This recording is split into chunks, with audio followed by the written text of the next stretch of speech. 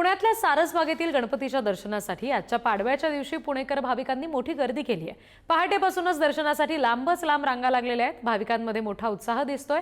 अबाल वृद्ध याच्यामध्ये सहभागी झालेले आहेत आणि त्यांच्यासोबत आमचे प्रतिनिधी ज्ञानेश्वर चौतमल यांनी संवाद साधलाय। बघूया।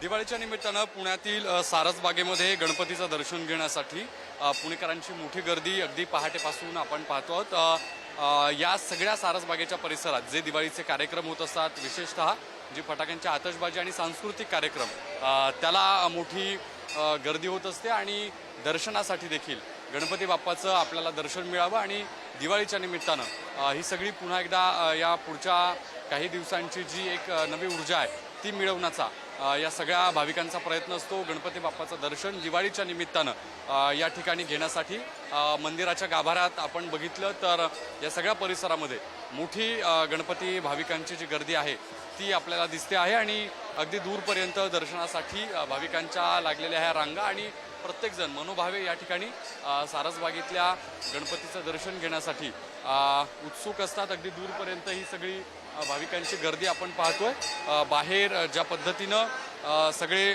लोक एकत्र येतात सांस्कृतिक कार्यक्रमासाठी, तेच सगळे भाविक दर्शनाच्या निमित्तानं इथे येत असतात। कसा उत्साह आहे दिवाळीच्या निमित्तानं बाप्पाचं दर्शन? खूप सकाळपासून खूप एक्साइटेड आहेत सगळे।